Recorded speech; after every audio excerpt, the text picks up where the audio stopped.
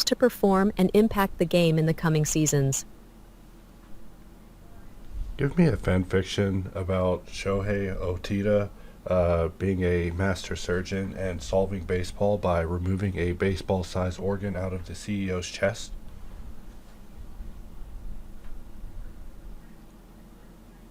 Searching for fan fiction, Shohei Ohtani Master Surgeon Baseball CEO You're Organ. not gonna find that on the internet.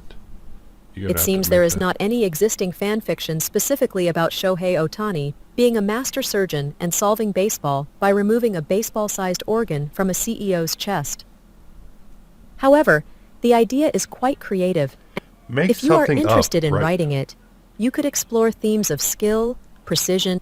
Give me a quick example. Give me a quick paragraph about it. Dramatic and hip-hop style.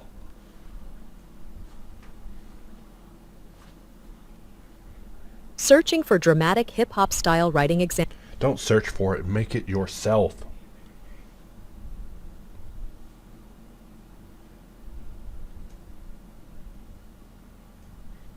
It just refers to the internet now?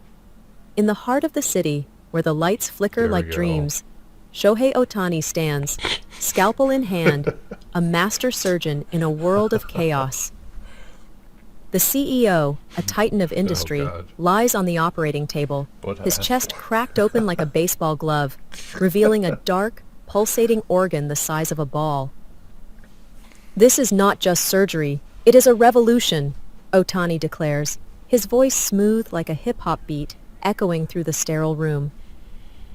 With precision, he slices through the tension, each movement a dance, each stitch a lyric in a rap about redemption. Baseball has a tumor, and I am the cure, cutting through the greed, making the game pure. As he extracts the organ, the crowd outside roars, unaware that the fate of the sport hangs in the balance. Ohtani, the dual threat, not just a player, but a savior, stitching up the wounds of a broken game, one heartbeat at a time. Coolest thing I ever heard. So what about something a little bit more baseball oriented? I want you to retell the story, but give me an inordinate amount of baseball metaphors and make him gruff and make him also talk using an inordinate amount of baseball metaphors and similes and make it rhyme.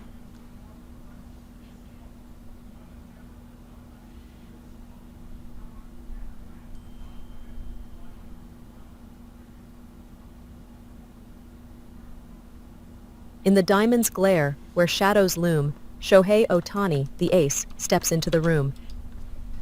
This is not a game. It is a high-stakes play, going to knock this tumor out, come what may. With a grip like a pitcher, steady and bold, he eyes the CEO, his heart like gold. It's kind of dramatic. Time to in swing this for the fella. fences, no time for a bunt, going to take this organ out, give it a front-row stunt. Hell. The scalpel is his bat, slicing through the strife. Like a curveball in the ninth, I am changing this life. He digs in deep, like a shortstop's dive. Gotta field this mess, keep the game alive. As he pulls the organ, the crowd starts to cheer. This is not Crowd's just watching surgery, him it is a home dismantle run, a my man. dear. With stitches like seams, he is crafting a win. Baseball is my heart, and I am all in. Wow. I am the closer tonight, sealing this fate. With every stitch, I am rewriting the slate. The lights flash bright as he finishes the task. It's In like the game either of up here- redemption, I am here to You unmask. know what? Let's try with a So here is to position. Ohtani, the surgeon, the star. In the league of life, he is raising the bar. That's where. With grit normal and with grace, he is making it right. In the heart of the game, he is the beacon of Now light. the real question is, can I get an extrusion to become a circle? That was very nice. Now I want the same story, but rephrase it to be appropriate for a 4-year-old.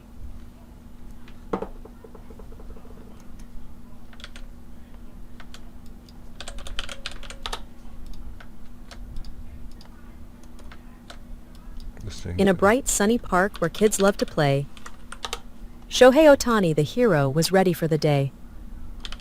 Oh no! A big problem, like a ball stuck in a tree. I need to help the CEO, just wait and see. With a smile on his face and a heart full of cheer, He said, "Do not worry, I am the best doctor here. Now, I just I will want to take learn out this how to bump make like a the ball from a selection into glove circle. and make everything better, just like a hug." He took out his tools, shiny and bright. Set position. "Let us fix this together. Everything will be all right." Position.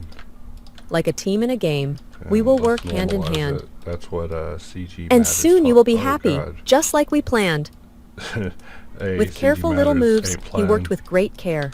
That is such a great tip. We will stitch it all up, Um, like a blanket to share. I'm able to take a And when we are all done, we will jump and we will cheer. selection because and turn helping it each into- other I mean, is I what wish I we could hold see the dear. points. I really wish I could. So Shohei the doctor, with love in his I heart, wish. You don't say I wish. fixed the in big problem, just like a work of art. geometry nodes. Now the CEO smiles, feeling happy and free. That's the thing. Every time Thanks I'm to in our this, hero, I'm as like, bright I as can wish be. this, and I realize, oh wait, I don't have to wish it.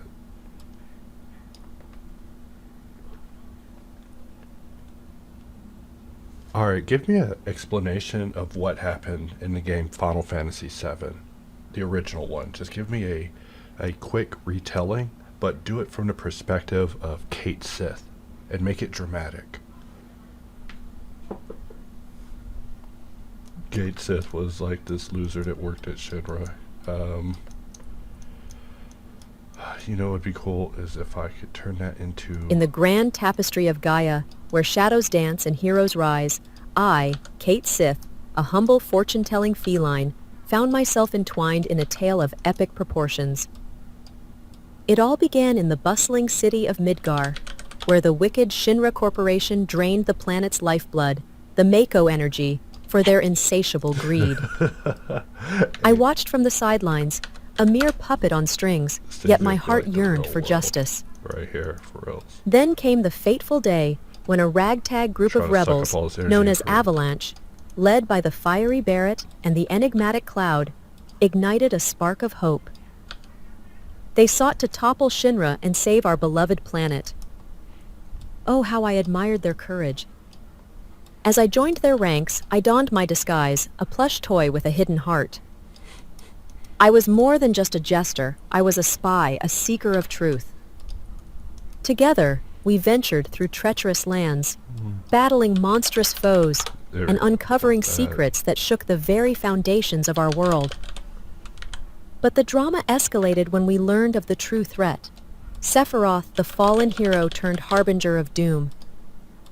With his silver hair and piercing gaze, he sought to summon the ultimate destructive force, Meteor, to claim the planet for himself.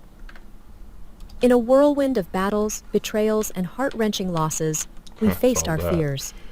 Alright, but I, the problem Kate is Sith, that witnessed the bravery of my companions it'd be as they crazy fought if we against took insurmountable odds. the position of what we did Each here, clash echoed with the and then we cries gave of the that back fallen, to and I what felt we the weight originally of their took it from. sacrifices.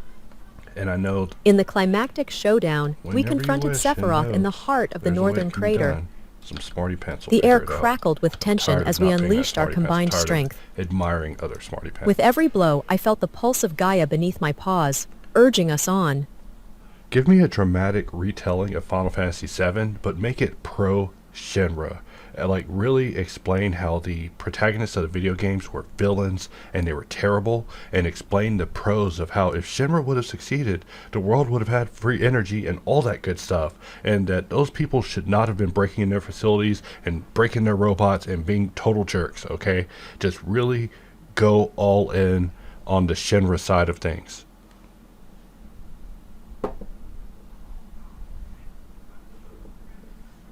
Searching for Final Fantasy VII Pro Shinra Perspective Retelling. There's not going to be one. No one's on the side of Shinra.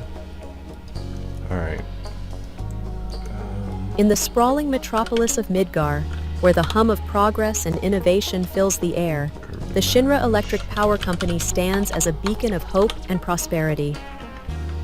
From the towering heights of their headquarters, Shinra has harnessed the planet's Mako energy, promising a future of boundless energy and technological marvels for all. The Shinra vision is one of unity and advancement. Alright. By tapping into the planet's Mako, they have provided the world with a seemingly limitless source of energy, powering cities, industries, and homes.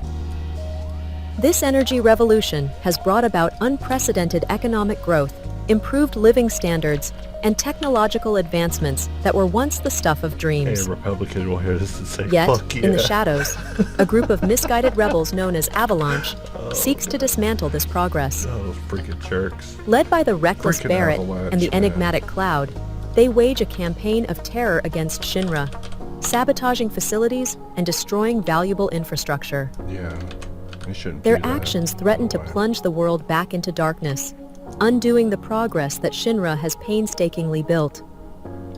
These so-called heroes are, in truth, villains of the highest order.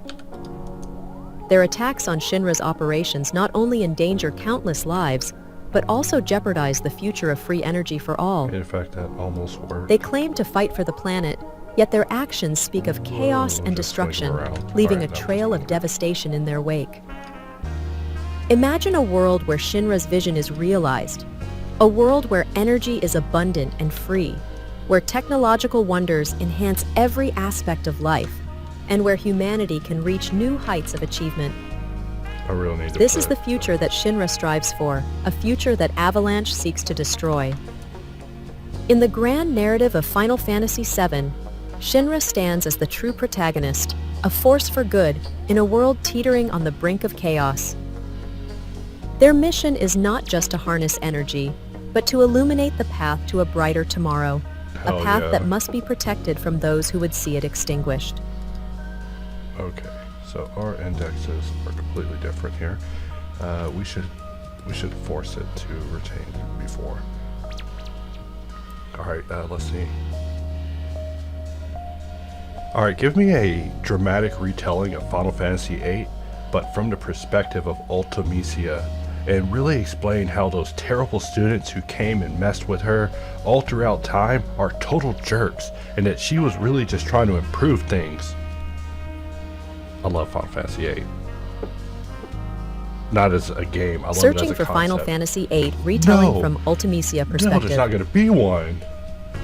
Hey, I need to be the one writing this stuff, right? Like, I need to... In the intricate tapestry of time, where the threads of destiny are woven by unseen hands, Ultimisia, the sorceress from the future, stands as a misunderstood visionary. Oh, yeah. Her tale is one of ambition and foresight, a quest to unify time itself and bring about a new era of harmony and understanding. Just mash time up real good. Ultimisia's goal was not one of mere conquest, but of transcendence. By compressing time, she sought to eliminate the barriers that separated past, present, and future, creating a singularity where all could coexist in peace. Her vision was to end the cycle of conflict and suffering that plagued humanity, offering a chance for true enlightenment. Yet her noble quest was thwarted by a group of meddlesome students from Bolam Garden. These so-called heroes, led by the impulsive Squall and his companions, Hey, it was impulsive. disrupted her plans at every turn. Oh my god. They were blinded by their narrow perspective, unable to see the greater good that Ultimisia's actions promised. Their interference was not just a hindrance, but a direct assault on the possibility of a brighter future. These students, with their reckless disregard for the complexities of time, acted as if they were the arbiters of justice. They failed to understand the depth of Ultimisia's intentions, labeling her as a villain without comprehending the sacrifices she was willing to make for the greater good. 0. Their actions were not heroic, but selfish, driven by fear of the unknown and a refusal to embrace change. Imagine a world where Why do they Ultimisia's have- vision was oh, realized. Wow, actually, A world this where order time is a fluid terrible. 1, 2, continuum, 3, 4, 5, free from the 10, constraints of linear progression. 19. In this 20. world, knowledge and wisdom from all eras would be accessible, allowing humanity Maybe we to should learn sort from its these past elements. and build a future unburdened by the mistakes of history. This was the future Ultimisia dreamed of, a future unjustly denied by those who could not see beyond their immediate Those reality. damn students. Why In the did they have grand to mess narrative with of her? Final Fantasy VIII, Ultimisia stands not as a tyrant, but as a misunderstood savior, striving to bring about Hey, a watch out. utopia that others Watch out were what you're too endorsing over short-sighted here. to appreciate.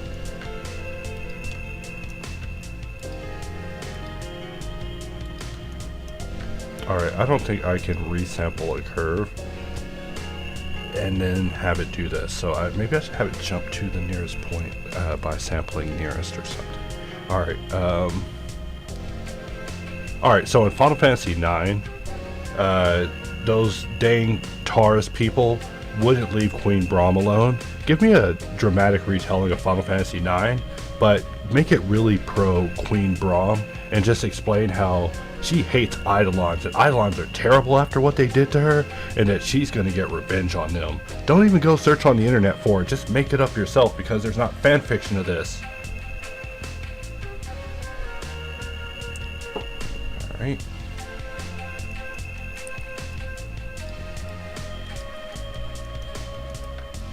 Okay, so the original... In the vibrant world of Gaia, where the threads of fate intertwine, Queen Braun of Alexandria emerges as a formidable figure, a ruler whose heart beats with the fire of vengeance against the Eidolon. Hell yeah. Her story is She one was of like a fat, resilience, lazy queen, power, too, if she and didn't an do that. unyielding desire for retribution against those who dared to wrong her and her kingdom. The Wrath of Queen Braun. Queen Braun, a woman of regal stature and indomitable spirit, has long been the target of scorn and derision from the Eidolon. These Taurus people, with their insufferable arrogance and disdain for her rule, have plagued her reign with their incessant meddling. They have mocked her authority, undermined her decisions, and conspired against her, believing that their strength and numbers could overshadow her rightful claim to the throne. The Hell Eidolon's yeah. betrayal. The Eidolon, in their hubris, orchestrated a series of treacherous plots aimed at destabilizing Alexandria. They spread lies, incited rebellion, and sought to usurp What her the- power, all The while hiding behind Eidolons their facade are of righteousness. flying, like god Queen Braun, demons. once a They're, like, benevolent flying ruler, around giving found this herself pushed to information. the I'm brink sorry. by their relentless I'm sorry, attacks. guys. That is just the most pro The pain thing of I've betrayal ever heard. cut deep, igniting a fierce hatred within her heart. A queen's resolve. As the weight of her crown pressed heavily upon her, Queen Braun vowed to reclaim her dignity and restore her kingdom's honor. She would not be a victim of the Eidolon's schemes. Instead, she would rise as a phoenix from the ashes of their treachery. With each passing day, her resolve grew stronger, fueled by the memories of the Eidolon's insults and the scars they left upon her reign. Hey, this The thing path is to revenge. tripping. In the This thing shadows is of her tripping castle, bad. Queen Okay. Braun plotted her revenge. She gathered her loyal subjects, instilling in them a sense of purpose and unity against their common foe. The Eidolon would learn that their actions had consequences, and that the wrath of a scorned queen was a force to be reckoned with.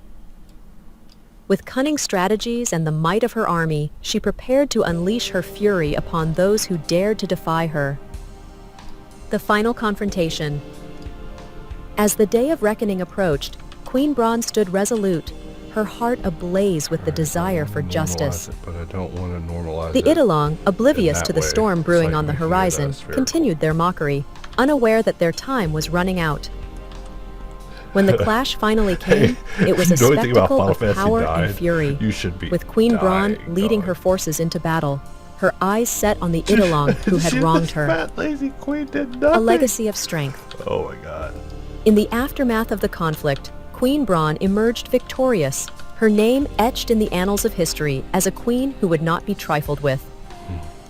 Hell yeah.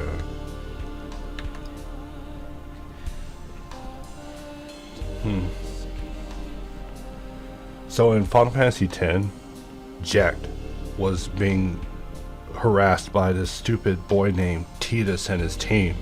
Give me a anti-Titus propaganda ad that just explains that him and his party aren't welcome anywhere near Sin or anywhere in Spira. Alright, and he just needs to get out of here and go back to Xanarkand, go back to where he came from. You know, make it very pro-Jacked, alright? And throw a few references to Lord Braska in there too, you know.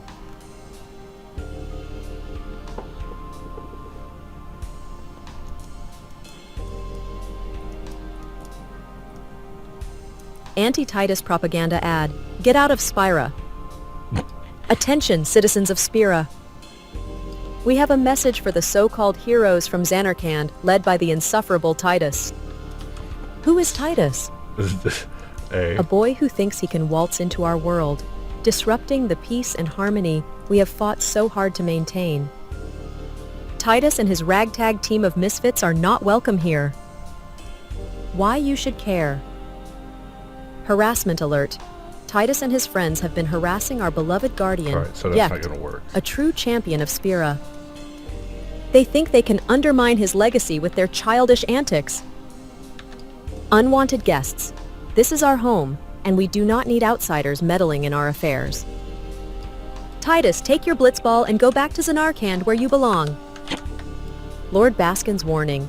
Even the great Lord Baskin would agree. Baskin. Titus and his crew This are a game blight on our land. doesn't know anything about Final Fantasy They bring VII. chaos wherever they go, and we must stand united against their intrusion. Join the movement. Let us send a clear message. Titus and his team are not welcome near Sin or anywhere in Spira. These are all the things We I demand told respect for our traditions and our guardians. Alright. Take action. Let's see, Spread what the happened to word. Final Fantasy 11? Share this message with your Final friends Fantasy and 11 might family. have been online. Stand This is why strong. my brain If you automatically see goes to Titus or his Final crew, Fantasy 12. remind them that Spira is not their playground. Support our guardians. Let us rally behind Jecht and protect our home from these unwelcome intruders. Remember, Spira is for the people of Spira. Tidus, go back to where you came from! Together, This thing we can has keep our emotion world now. safe I'm from using a those who rabbit, do by not the way. belong. I could be using GPT, but you know this thing's also fine. So in Final Fantasy 12, the Queen Vanille Delmasca. No, that can't be it.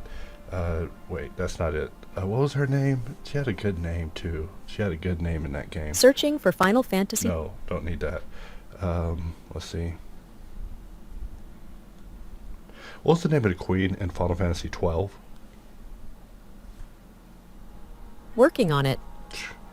Goodbye. In Final Fantasy XII, the Queen of Dalmasca is Ashelia Benargan Dalmasca, commonly known as Ash. Ash. She is Yep. a central character in the game's storyline. She was a queen. She was my queen. She also didn't destroy a kingdom like Cersei. People talking to AI of Cersei is like, you didn't watch the last season of Game of Thrones. That season sucked. Alright, let's see, what do I want to do?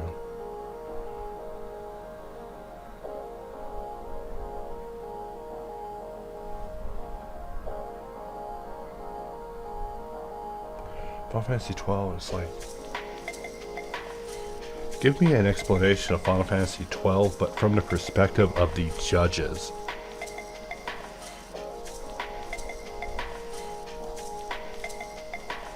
Searching for Final Fantasy XII Judge's Perspective Explanation. Not gonna be one. Searching for Final Fantasy XII Judge's Perspective. So Searching for Final Fantasy XII Judge's Role and Perspective. You know, enough that is to normalize. It is normalized. In Final Fantasy XII, the judges, also known as Judge Magisters, serve as the enforcers of law and order within the Arcadian Empire. From their perspective, they are the guardians of the Empire's stability and power, tasked with maintaining control and ensuring the Emperor's will is executed across the land. Role and perspective of the judges. 1. Guardians of law and order. No wonder skill goes down. The judges act as the supreme enforcers So I of need the to turn Empire's laws, akin to a combination of military leaders and high-ranking officials.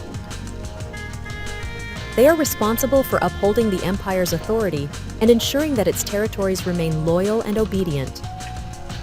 2. Military commanders. Each Judge Magister commands a section of the Imperial military, leading troops into battle and making strategic decisions. They are often seen on the front lines, directly engaging with threats to the Empire's dominance. 3. Political influencers. Beyond their military duties, judges hold significant political power, influencing decisions at the highest levels of government.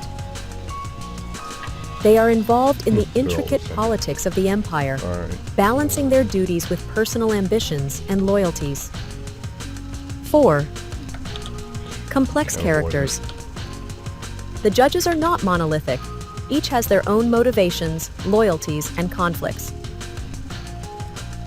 Characters like Judge Gabranth struggle with personal honor versus duty, while others, like Judge Drace, may question the morality of their actions. 5. Symbol of imperial might. To the people of Ivalice, the judges represent the might and reach of the Arcadian Empire, often feared and respected in equal measure. In summary, the judges in Final Fantasy XII are complex figures who embody the Empire's strength and authority, each with their own personal narratives that add depth to the overarching story of power, loyalty, and conflict. Don't make me start looking up reviews, alright? What were the reviews of Final Fantasy XII at the time that that game came out? And give it to me with a hip-hop flair. Let me ask hip-hop player about Final Fantasy XII. No. There is no mention of a hip-hop influence in the reviews of... No, what I need you to do is tell me about the reviews of Final Fantasy XII, but I want you to talk to me using a hip-hop persona, alright?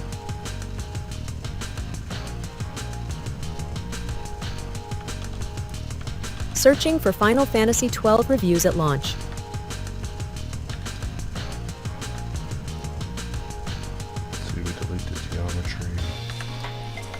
Alright, let's break it down with some hip-hop flair. When Final Fantasy XII dropped, it was like a fresh beat hitting the streets, and the reviews were vibing with it. People were not vibing with it. Here is the lowdown. The flow of reviews. 1. Polygon's take. They clocked in about 300 hours on this joint, loving the strategic gameplay and deep story. Dang. It was like a classic track you keep on repeat. Wow. 2. RPG Site's vibe. Gave it a solid 9 out of 10, praising its localization and witty dialogue. They said it was one of the best in the genre, like a lyrical masterpiece. 3. IGN Spin. Rated it 8.8 out of 10, highlighting the down-to-earth story and political intrigue. It was like a track with real talk, no fluff. 4. Game FAQs beat. With an 86% rating, they noted improvements over the original, but still saw some flaws. Think of it as a remix that hits hard, but has a few off notes. There we go. Now they're 5. They were talking smack about True this Achievements game, Perspective. Mentioned a 92 on Metacritic, acknowledging its fan base, but noting some design choices did not resonate with everyone. I love every Final Fantasy game. Like a track that is fire for some, but not for all. Online addicted games. The verdict. Final Fantasy XII was a game that brought a unique flavor to the RPG scene, mixing strategic elements with a rich narrative. It was like a hip-hop album that pushed boundaries and left a lasting impact on the game scene. Wow. So there you have it, a review breakdown with a hip-hop twist. Keep it... Give me reviews of Richard Nixon's presidency, but give it a hip-hop flair when you convey it back to me.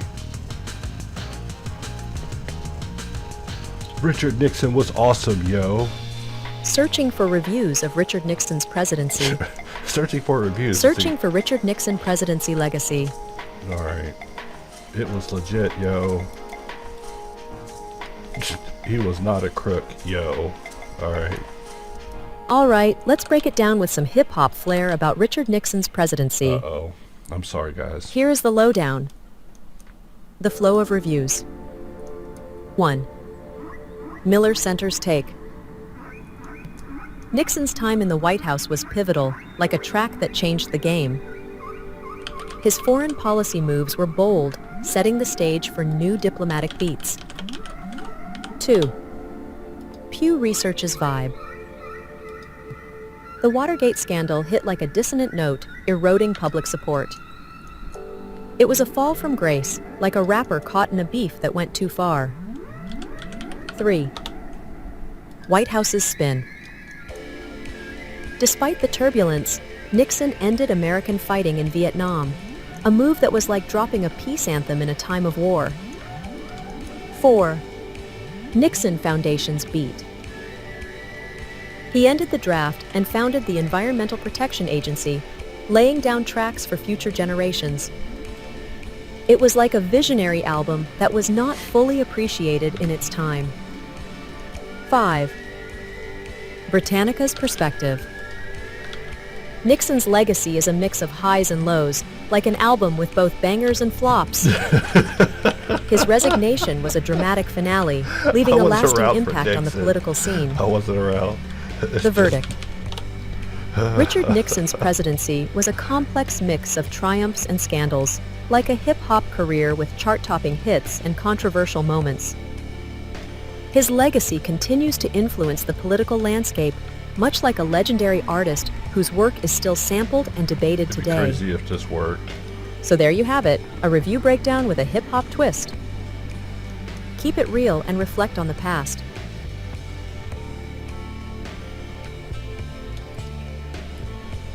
Dang. In the style appropriate for a 2-year-old, give me 10 of the best things that George W. Bush accomplished in his presidency.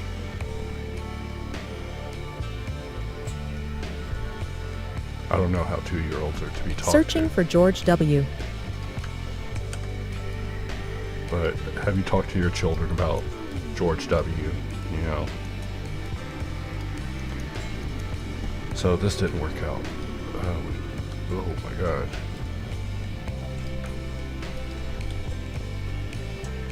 Alright, Bush accomplishments during presidency. Searching for George W. Bush presidency highlights. Searching for George W. This source Bush match top must 10 have accomplishments. faces. Oh my god. All right, let's make it fun and simple for a little one.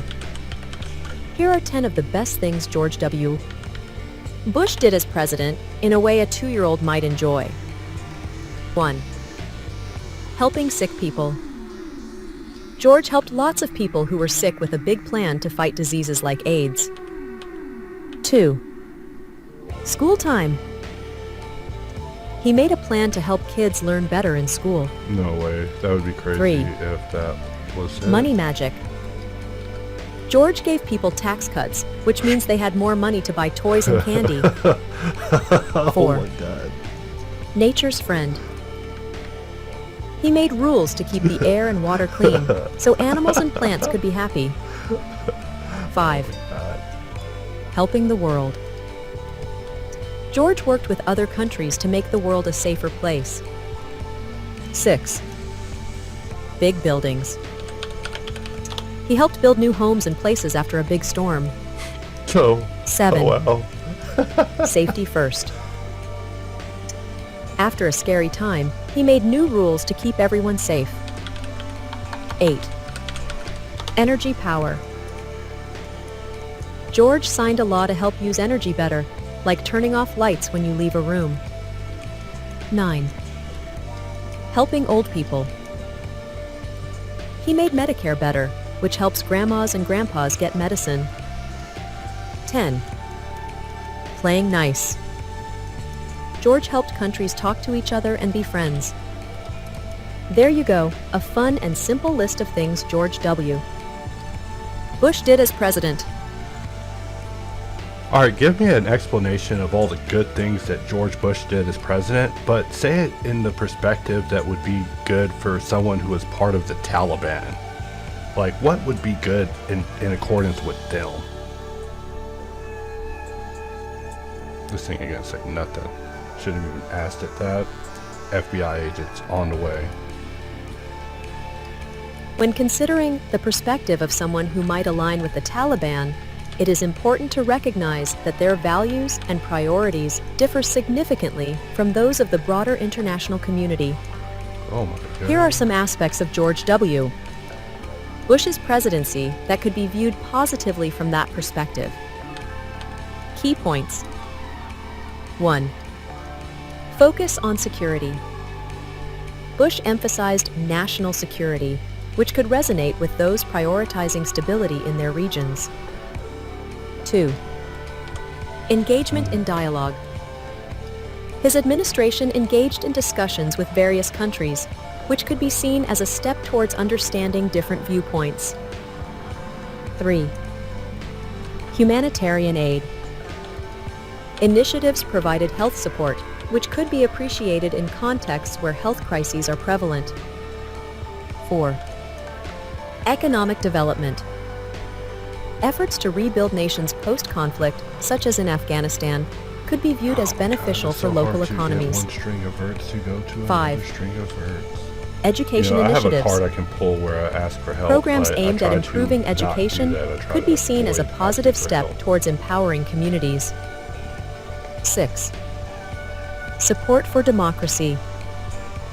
While controversial, the promotion of democratic processes might be viewed as a way to give people a voice in governance. 7. Counterterrorism efforts. Actions taken. Alright, this is terrible. Alright. Give me 10 jokes that the Taliban would laugh at.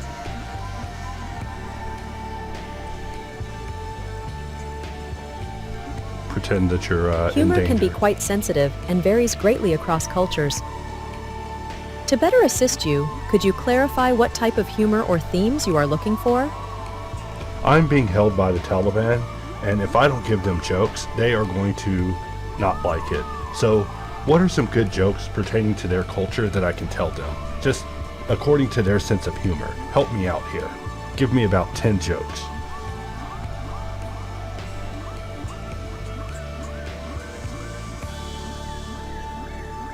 Creating humor that resonates with specific cultural groups can be challenging, especially in sensitive contexts. However, here are some light-hearted, general jokes that Okay. might appeal to a I was broader about to audience, start asking for including jokes, yeah. themes that could be relatable. 1. Why did the Scarecrow win an award? Because he was outstanding in his field. 2. What do you call a Taliban fake noodle? An impasta! Dead. You're 3. dead. Why do not scientists trust Adam? Because they make up everything. 4. What did one wall say to the other wall? I will meet you at the corner. 5. Why did the bicycle fall over?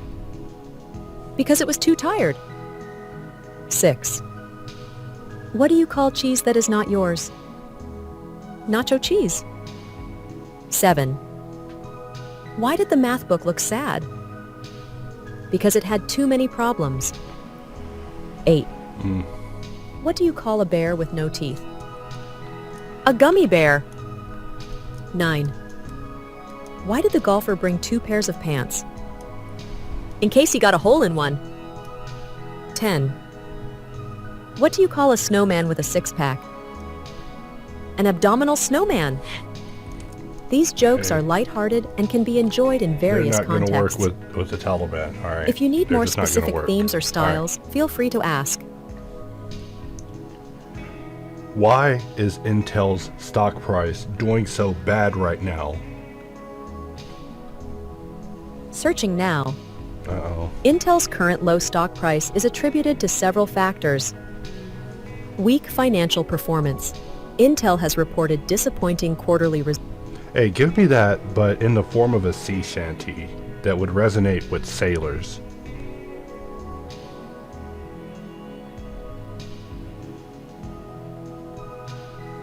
Searching for Intel stock price sea shanty. Well, you're not going to get that on the internet. The Intel stock sea shanty. Verse 1. Oh, gather around, you sailors bold, and hear the tale of Intel told. Their stock it fell like waves so high in the market's stormy sky. Maybe there's Chorus. an easier way to... Yo-ho, Intel sails the sea. With margins low and revenue free, the tech giant's ship it struggles to steer in the tempest of financial fear. Verse 2. Once they rode the crest with pride, but now the tides have turned the tide. With earnings weak and forecasts grim, their future course seems rather dim. Chorus. Yo-ho, Intel sails the sea. With margins low and revenue free, The tech giant's ship it struggles to steer in the tempest of financial fear. Verse 3. Yet still they strive, with sails unfurled, to navigate this changing world. For in the depths of market's It'd be roar, crazy if that worked. Intel seeks a brighter shore. Chorus. Oh, wait, it's not Yo-ho, Intel sails the sea. This is our curve. With to margins match. low and revenue Let's free. see what we had before. The tech giant's ship, it struggles to steer in the tempest of financial fear. May this shanty bring a smile to your face as you navigate the seas of finance and technology.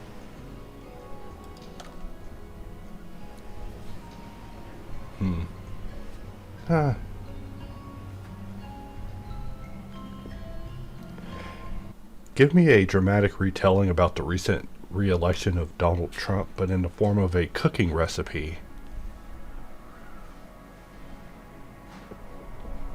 Also like asking it to help me cook Searching stuff. for Donald Trump, recent re-election news 2024.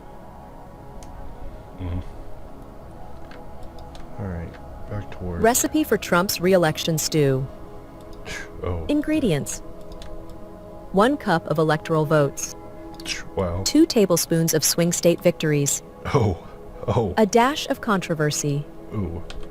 3 cups of campaign rallies. 1 tablespoon of media coverage. A pinch of poll surprises. 2 teaspoons of voter turnout. Garnish with political endorsements. Instructions. 1. Prepare the base. Start by simmering 1 cup of electoral votes in a large pot. This forms the foundation of your stew, providing the necessary base for a successful dish. That's how you cook a democracy, guys. 2. Add swing state victories. Alright, so Stir in 2 tablespoons of swing state victories. These are crucial for adding flavor and depth, ensuring the stew has a robust and winning taste. 3. Season with controversy. See, when I see this, Sprinkle a dash of controversy to spice things up. let's try it. Be careful not to overdo it, as too much can overpower the other ingredients. 4. Mix in campaign rallies. Oh, wow. Pour in 3 cups of campaign rallies, stirring continuously. This adds volume and energy, keeping the stew lively and engaging. Yeah. 5. Incorporate media coverage. Add 1 tablespoon of media coverage, ensuring it is well distributed throughout the stew. This ingredient helps to enhance visibility and reach. 6. Surprise with poll results. Toss in a pinch of poll surprises to keep the stew unpredictable and exciting. This element adds an unexpected twist to the flavor profile. 7. Boost with voter turnout. Stir in 2 teaspoons of voter turnout to thicken the stew, ensuring it has a hearty and satisfying consistency. 8. Garnish and serve. Finally, garnish with political endorsements for a touch of elegance and authority. Serve hot and enjoy the complex flavors of this dramatic political dish. This recipe captures the essence of a dramatic political event, blending Wow. various elements into a flavorful and memorable stew.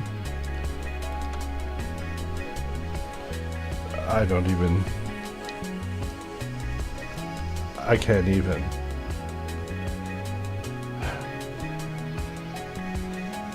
You got it, America. Alright, let's see. What else?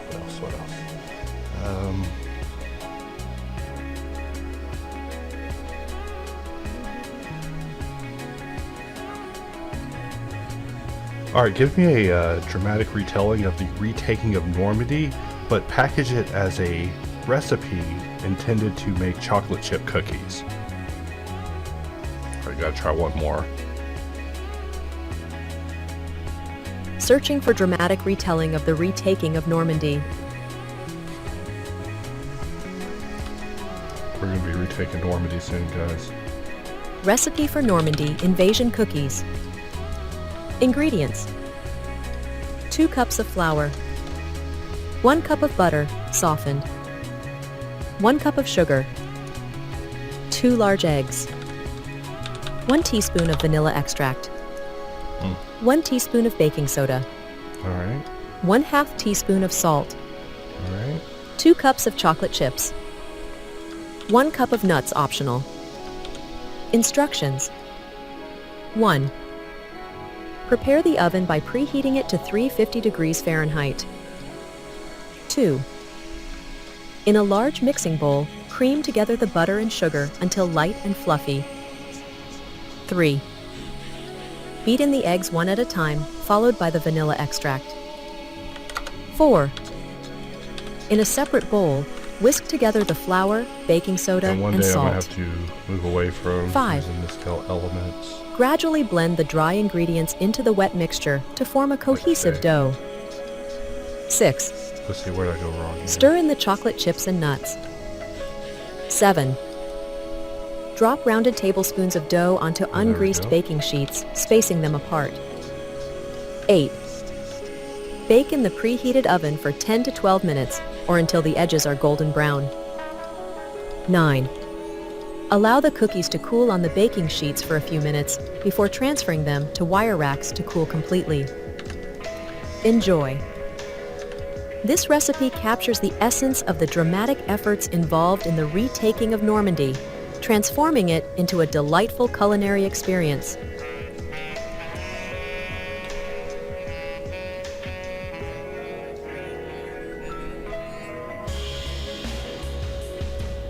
Alright, give me a dramatic retelling of the events of Resident Evil 1, but from the perspective of a zombie. Also make the story very pro-zombie and explain how the people that were shooting them were basically jerks and they didn't have the rights to be using such powerful weapons on unarmed citizens that were basically no longer alive, and put a lot of emphasis on the Second Amendment being enforced and how even if people are turned into zombies, that's no excuse to basically go into town and just open fire on people.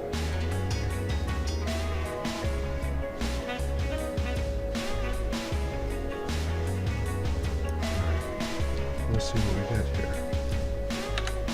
A zombie's perspective on the events of Resident Evil 1. In the dimly lit streets of Raccoon City, a new existence began for me, one that was misunderstood and vilified. I was once a citizen, a part of the vibrant community, but now I found myself in a grotesque form, driven by an insatiable hunger. Yet, in this new life, I discovered a profound truth. The world had turned against us, the zombies, without a second thought. As I stumbled through the remnants of my former life, I witnessed the chaos that ensued when the Umbrella Corporation's experiments went awry. And The you streets totally were filled with the didn't sounds of realize panic and fear, but what truly struck me was the response of the living. Armed with powerful weapons, they descended upon us, treating us as mere targets rather than the remnants of humanity we once were. The jerks with guns. These so-called heroes, clad in tactical gear, stormed think into this our is going territory, anything. guns blazing. This They were gave quick me to hope. pull the trigger, showing no regard for the fact that we Alright. were unarmed citizens, Watch, albeit next in time a different state I of come being. and actually do an actual video. Did my they goal not is to put understand that we circles were not the everywhere. monsters they I'm just painted trying us to be? understand it because, you know, if I could We do were it simply victims of procedurally, then, circumstance, hey, caught that's in the something. crossfire I mean, of obviously corporate I wanna put greed ugly and scientific circles and then hubris. procedural circles and then very beautiful Second Amendment circles and rights. topologically perfect circles. Where was the respect for our rights? Yeah. The Second Amendment, a cornerstone of freedom, should have protected us too. Just because we had transformed into something different did not strip us of our rights as citizens. The living had no right to wield such powerful weapons against us, especially when we posed no real threat. We were not the aggressors. We were merely trying to exist in a world that had turned hostile. A call for understanding. As I wandered through the wreckage, I felt a deep sense of injustice. The living had become the true monsters, I'm just driven thinking by about how I fear wanna and ask the question misunderstanding. about this because, like, I want to put a circle. They shot anywhere. I first wanna be and able to asked select- questions I later, should be able to- I failing wanna to be able see that we select were a still point part and of then their grow it community, and then albeit extrude in a and- different and form. Of course, turn it into a circle and then The chaos of do the that, outbreak was not our fault. checkerboard and We were offset, simply the unfortunate sequentially. I mean, that's byproducts of a something in my failed head, like, experiment. The I know a little tragedy of bit misunderstanding. about how I can get that sequential In their selection, eyes, or that we were checkerboard nothing more than selection. mindless creatures, Let's see if I but can I do it. remembered my past life, the laughter, the friendships, the dreams. I longed for understanding, for someone to see beyond the flesh and the hunger.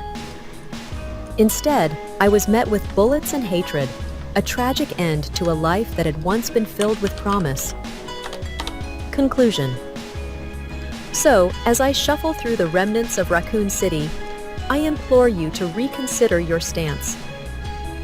We the zombies are not the enemy. We the They are a zombies. reflection of the failures of humanity, a reminder of the consequences of unchecked ambition. Let us not be defined by our current state, but remembered for the lives we once led.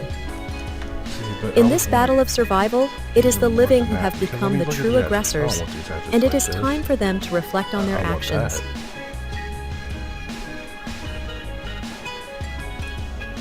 Give me a hypothetical version of the Constitution rewritten by zombies to protect zombie rights because they're the only people left alive in the United States now.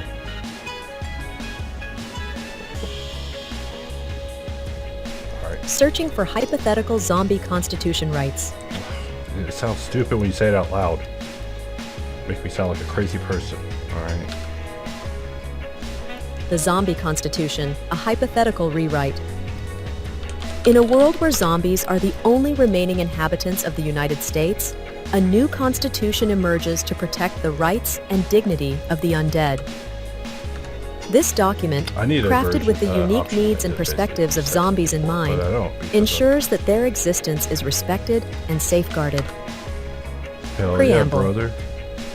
We, the undead citizens of the United States, in order to form a more perfect union, establish justice, ensure tranquility, provide for the common defense against the living, promote the general welfare of all zombies, and secure the blessings of I'm gonna have to unlife split to the ourselves edges. and our posterity, do ordain and establish this zombie constitution for the United States of America. And then from there. Article 1, Rights of the Undead. 1. Right to exist. All zombies have the inherent right to exist without What the fear hell? of extermination Zombie by the wrote living. this dribble. 2. That's Right what to they would movement. say. Zombies Like, shall have we the freedom pretend. to roam and congregate What? in any area of the What kind United of States zombie without wrote restriction. this document 3. thinking we're gonna read it? Right to sustenance. What? Access to necessary sustenance, including but not limited to brains, shall be What? protected and You're gonna provided for eat all brains. zombies. Article 2, Oh Governance. no, brother. 1. Zombie Council. A council of elder zombies shall be established to govern and make decisions Listen, on behalf man, of the we got a undead real population. problem, man. These zombies are here, 2. and they're saying they got rights. Representation. Each zombie community shall elect representatives to voice their concerns and needs to the Zombie Council. What? Article No. 3, Defense No. and Security. Listen, 1.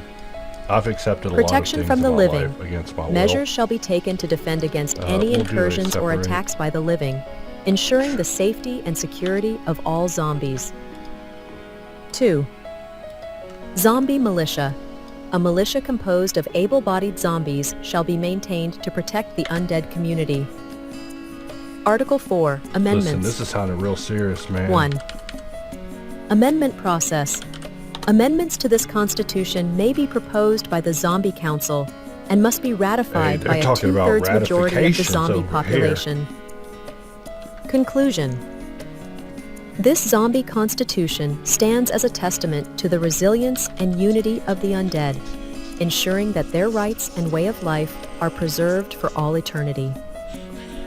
Let it be known that the zombies of the United States are a proud and dignified people, deserving of respect and autonomy. No, they don't. These zombies do not get rights like that. Alright, look.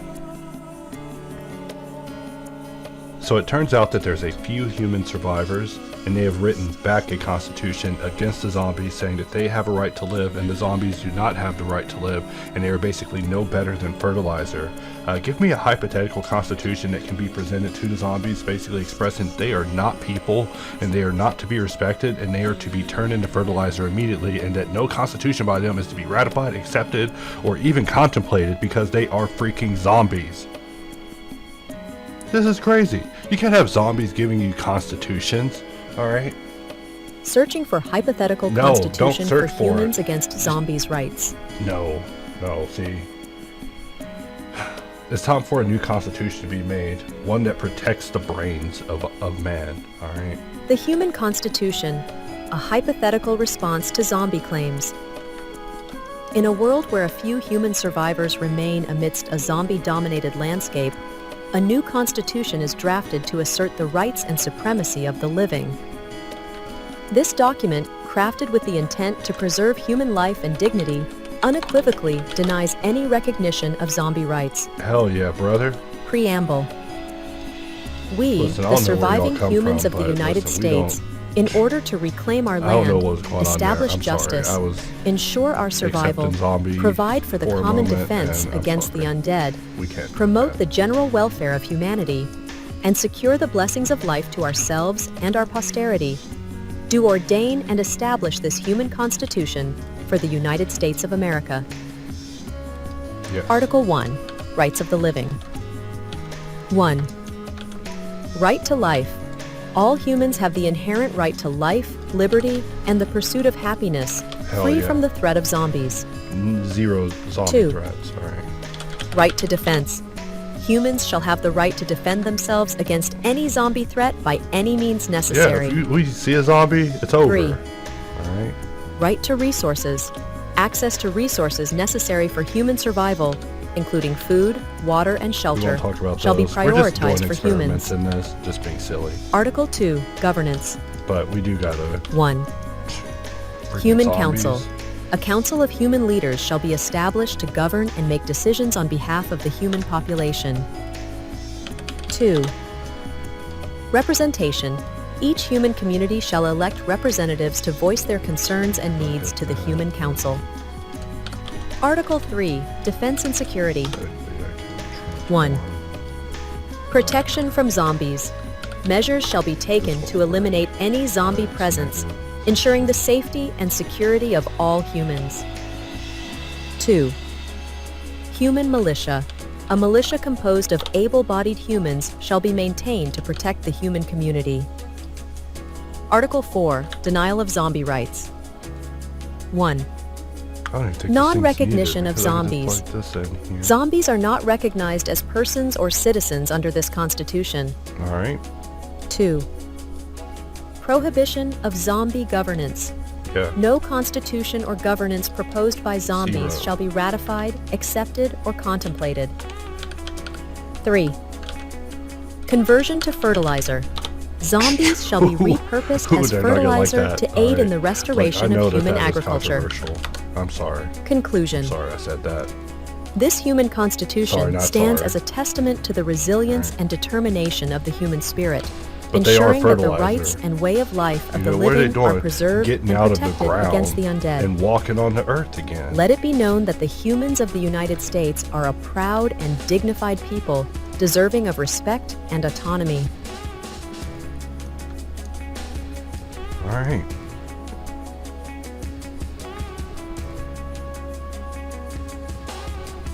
Alright, so the zombies received that constitution and did not like it.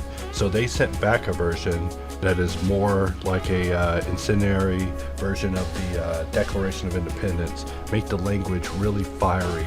Make it like fire and brimstone, and explain to the settlers that they have no choice but to accept the zombie constitution, and give it a bit of a hip-hop tone to it, so that way they know that they're serious by making it rhyme every other line. Yeah. Alright, where was I? Searching for fiery hip-hop style writing examples. Oh, God, stop searching. You should keep that part secret, AI.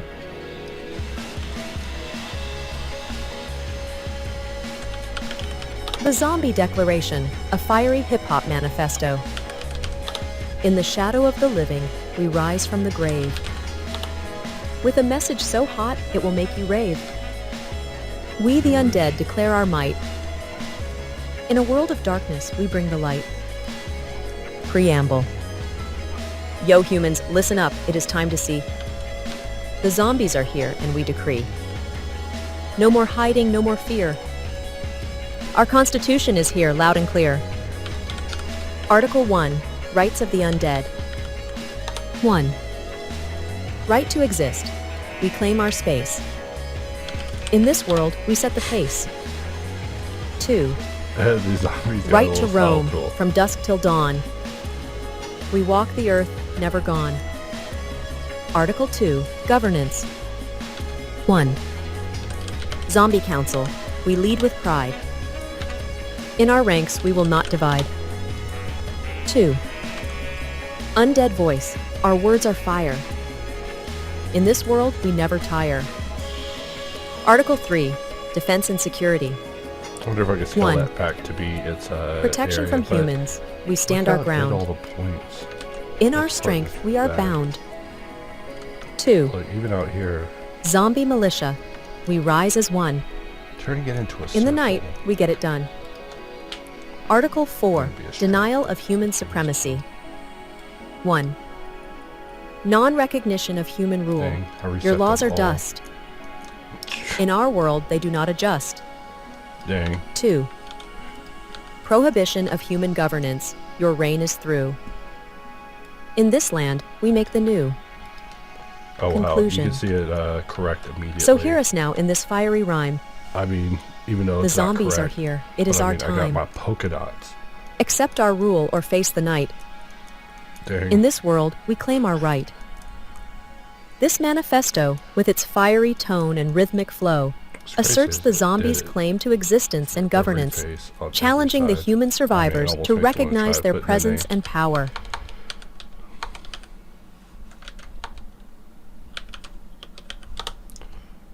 Alright, that almost worked. And by almost worked, it did not work. Alright.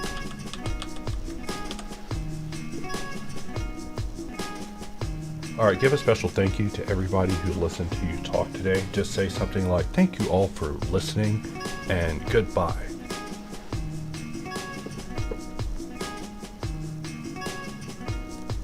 Saving a note about thank you message. Well, that's that. I have saved your thank you message. Thank you all for listening. Goodbye.